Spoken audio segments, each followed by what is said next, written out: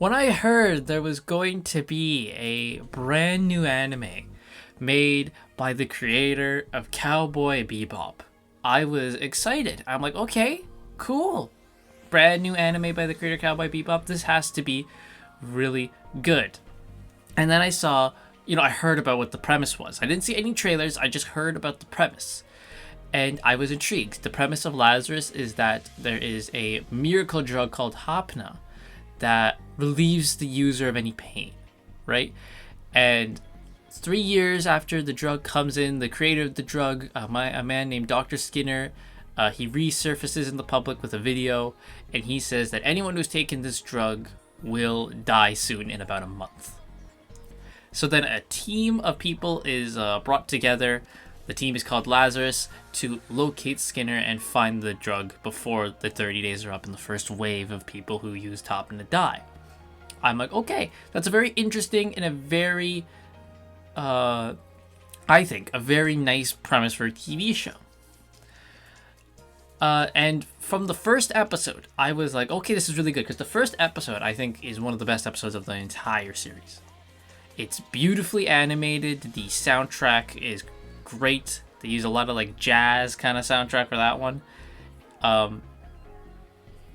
And you get the basic gist of what the show is about from that episode, and you're like, okay, I'm ready to go. And the sad thing is that the show doesn't capitalize on that first episode.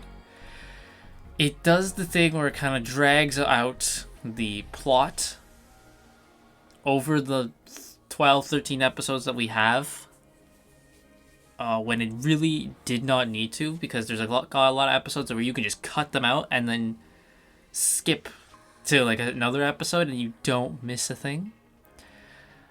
And it's a shame, because when the show actually focuses in on the whole Hapna plot, it's very interesting. I find that it can get very good. But the problem with the show is it starts focusing on side plots that don't matter, and more specifically, there's a lot of themes in it where I'm like, okay, you did that because this was made years ago, and you thought that was still going to be relevant when it's not. But like any good show, you can have a good plot, or how are the characters? The characters are the problem with the show, right? Because you gotta like the characters. And my problem is that the characters of Lazarus, some of them have, good traits, but it's taken away by stuff featured in the show. So we have Axel.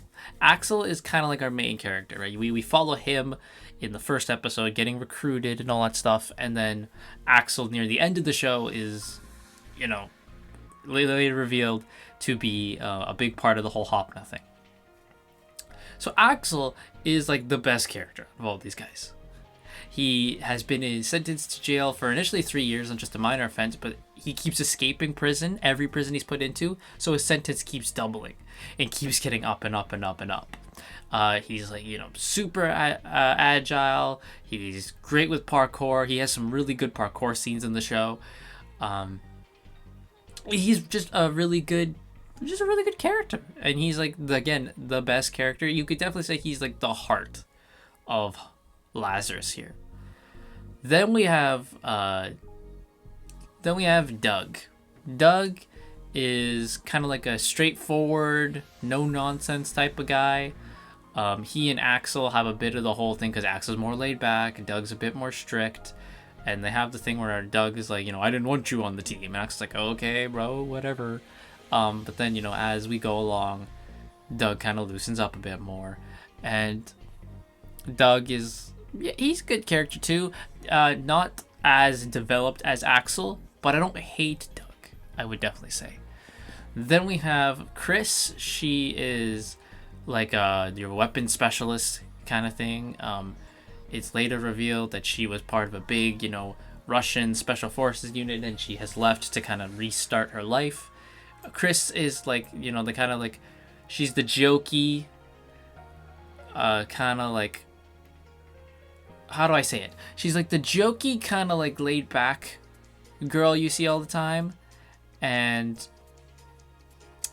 she's definitely the the eye candy for the show. Let me put it that way as well. She's definitely the eye candy for the show, which I think is on purpose. And then when they do something with her, I'm like, oh, of course. Then we have Leland, who is he's like the drone specialist. He pilots drones. Leland is a teenager, one of the two teenagers on the team. So Leland is a bit, I wouldn't say shy, but he's a bit unsure of himself, and he doesn't speak up a lot. But Leland isn't a bad character either. But I think again he's one of the ones who he's one of the ones whose backstory I would have liked to see more of, and wanted to be more developed, and they just were very surface level with his backstory. And then we have Elena, who is the hacker. She's the hacker of the team. She's the one who goes and hacks into all the networks that they need. And Elena's fine. I think I liked her backstory next to Axel. Axel's backstory isn't really much of a backstory anyway, but I think hers is the one I like the most, which is good. She's got a very interesting backstory, and she's like the first one who gets an episode dedicated to her backstory, and I was very intrigued with hers.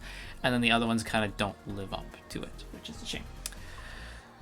So that's their team, right? That's the team of Lazarus. Overall, I don't think the characters are all too bad at all. Some of them are more developed than others.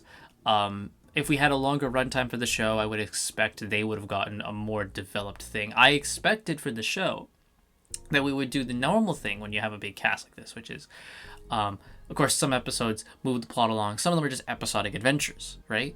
And it would be, you pick a team, and it's like you have a roster of 5 people, right? So every episode, it's a different combo of the 5, right? Like, because one episode, it can be Elena and Leland, and then the next episode, it's Chris and Axel, and then the next one, it's Doug and Elena, right? And then it's Axel and Leland, right? Like, you can cycle through them all, and they can all bounce off each other, form a different bond with each other, that type of thing, right? But we don't get that quite a bit because of the short runtime of the show and focusing on stuff that didn't need to be focused on in the slightest, which is a damn shame. And this brings me to one of my problems with the show is a lot of stuff featured in it, which I'm like, oh, you put that in because when the show was being developed, it was like 2020. I believe the show was in development since 2021, I believe, is when the show started development. So the series was announced back in July of 2023, but just because it was announced back then does not mean they started the show back then. So not 2021, but definitely I would say like 2022 is when they started production, and then it was announced in 2023, because obviously you don't announce a show before you really start production of it. If they announce something, it's like, okay, work's already been done on it. So yeah, this show was created a while ago, and you can tell because there's a lot of stuff in here that I very clearly feel like was just inserted just to be like, oh, Western audiences, they like this thing, right? Or they were told when making the show, hey, and make sure you hit these check marks. Because you have stuff like, of course, Doug's black. So Doug, of course, has to mention that, oh, there were racist people at my university. I was told there would never be a black Einstein. I just rolled my eyes at that one. I'm like, okay, because it's never brought up again, really? And I'm like, okay, whatever. I can roll my eyes at that one and be like, yeah, sure. Right? Like, yeah, okay. I guess I can do that. Yeah. Roll my eyes at that one, whatever. Right? That one wasn't too bad. There is they have to go to a member of the homeless community in one episode, and the leader of the homeless community is a guy called Jerry, and Axel's like, oh, I know Jerry, he's a good friend, we'll go see him. Jerry is now Jill.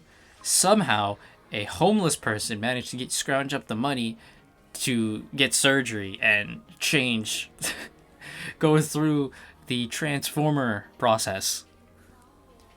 Huh?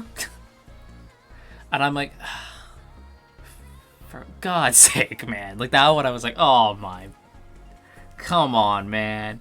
And then Jill doesn't come back till like the last episode. I'm like, what's the point of that? Like, what's the point? It's not a key part of them. It does nothing. What's the point? What's the point? The only point was for you to click a checkbox because you're like, oh yeah, that's what Western's like, right? No, it's not. And then the bit of one of them, I was like, oh, of course, was Chris. So when we do the Chris backstory episode, it starts off really well. She sees her former Russian task force. They see her, and they kidnap her. They start beating her up, going like, how dare you betray the motherland, and all that type of stuff. And Chris is like, I needed to get out, and I figured the best way I could do that was to change her identity. So she changed her face. She got like face reconstruction surgery and all that type of stuff, right? Like she's like completely different. And I'm like, okay, I'm liking this so far, right? Like I liked it so far. And then you have that whole thing where the Lazarus team is like, we're putting the whole Skinner thing on hold because we want to go save Chris because she's just as important. This team is nothing without Chris as well. And that was a nice moment to show that they have grown to care for each other. Okay, fun. And I was liking it for the most part. Then it's revealed that Chris was in a relationship with the leader of the task force, making her a lesbian. And I'm like, oh, of course. Of course, we're going to take the hot woman from the team and be like, you know what? Gay. Oh, fuck, of course. Right? Of course. That's great. And then I think at the end, she kisses Axel, so she's actually bisexual. And I'm like, what the fuck's the point?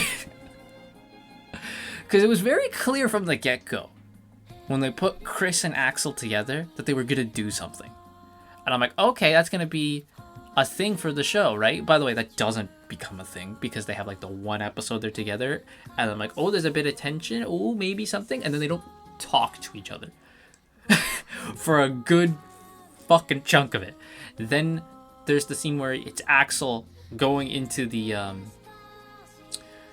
like the oil rig that they're on, and he's just blowing through them all to save her, right? I'm like, okay, cool. And I'm like, okay, so they're calling back to there. It's been a while, but okay. And then this happens. I'm like, oh, what the fuck?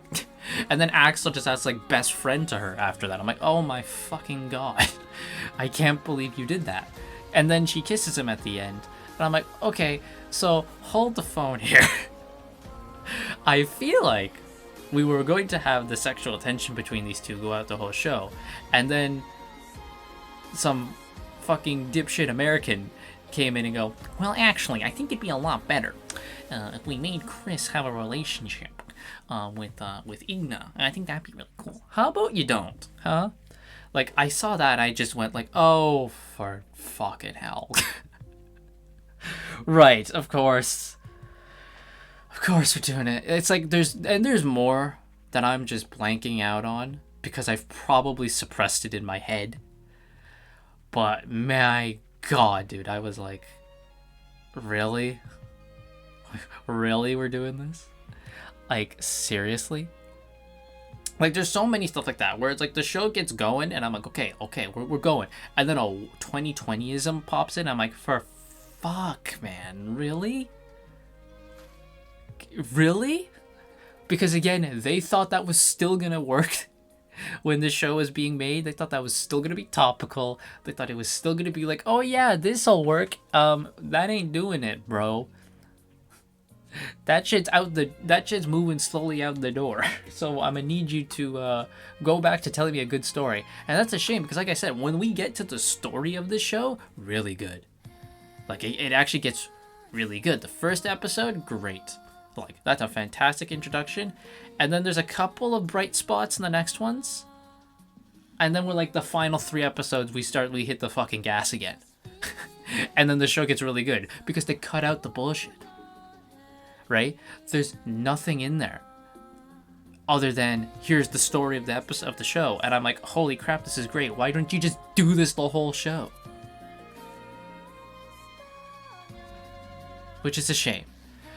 Lazarus, I had hopes for. Sadly, it just did not meet them. Even taking, right, the BS out that I hate, the virtue signaling out, the show still dragged its feet getting to where I needed it to be. Because it did the same thing. It was just dragging the story out, which you could have done 13 episodes of this show very well, but you practically chose not to and focus on stuff that didn't need to matter. When if you had just focused entirely on the whole Finding Dr. Skinner plotline, this show would be so much better. And if it's like at the cost of it being a shorter thing, if they're like, okay, well then that wouldn't have filled 13 episodes, I'm fine with that. I'm fine with it being a shorter, better show. Right? Like if you're telling me that because we would cut out all that other stuff, that this show would only be like 5 or 6 episodes, I'd be fine with it. Be completely fine with it. How many shows nowadays only go for like 6 episode seasons? So I'd be fine with it. They've hinted that there might be a season 2 because the ending of the show sucks ass. It really just sucks ass, where they're just like, hey, you guys want to still be Lazarus? Okay, and that's it. Like the ending of the show sucks ass. They hinted that there might be a season 2. I don't need one. After this season, you've proven to me you can't do it. So don't do it. That's Lazarus. It's a shame because I had hopes for the show and it just didn't work, man. It just didn't work. And this is now, I think, the 3rd time I've watched a anime on Adult Swim and been disappointed. The first was Housing Complex C, which was very clearly a movie stretched to just cut up to be 4 episodes. That was a disappointment. Then there was the Rick and Morty anime, which I'm putting anime in quotations because I don't know what the fuck that was.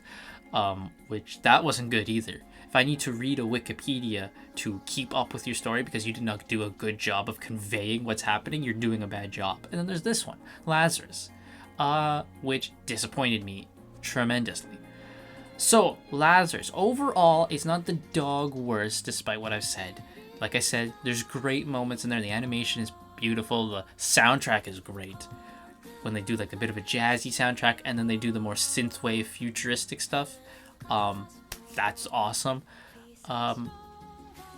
Yeah, so Lazarus gets from me, I think, a 6 is what I would give Lazarus. It gets a 6. Like, I'm never gonna watch Lazarus ever again, but I will definitely listen to the soundtrack again because the soundtrack's cool. Yeah, that's Lazarus. So if you've seen Lazarus, let me know what you think in the comments down below. I'll see you guys next time.